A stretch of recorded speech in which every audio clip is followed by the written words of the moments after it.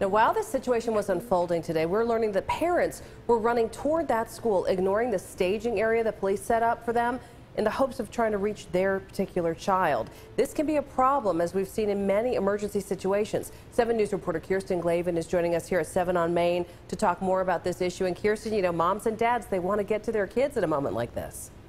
Yeah, Amy, this is certainly a tough situation for any parent to be in. Many want to go with that parental instinct and protect their child. Sometimes that means heading straight for the door. But tonight we're looking into this issue a bit deeper, specifically the consequences of doing that, and hearing from those working the situation about what they say parents need to know. Right.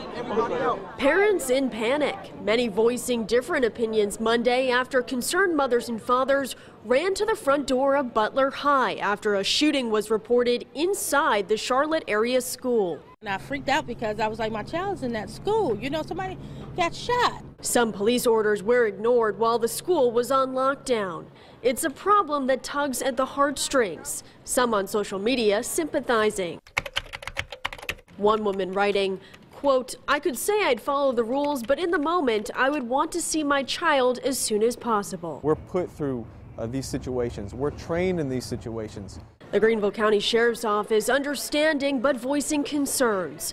Lieutenant Ryan Flood says parents that ignore staging areas could get hurt or a child marked down as missing. If a parent comes and takes that kid out of the situation, then they're unaccounted for.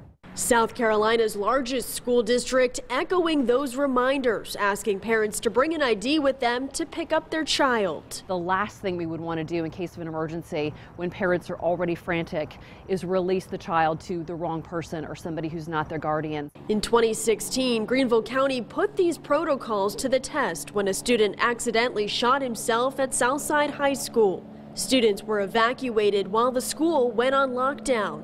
Students and parents were reunited later on. Every extra element of chaos that you add takes away from what law enforcement is able to do to protect kids.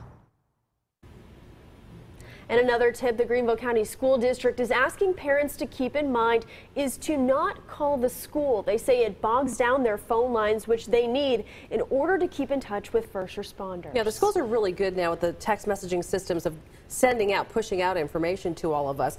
What about the kids? Because, right, they have their cell phones, they're in school, they start texting mom and dad, something's happening. That creates another whole level of complexity. It does. And nowadays, pretty much every child has a cell phone in school, right? So we did talk about that today. And the school district is saying, listen to them. A lot of times kids will just be texting their parents the first thing they hear, and that may not be correct. They don't have the big picture of what's going on. So they say really listen to what the school district is saying and work on trying to meet up with your child, whether that be on or off campus. And that's something that the school district ultimately decides. All right, Kirsten, lots to learn on this as we hope we never have to deal with it, right? But Thank you. We now know what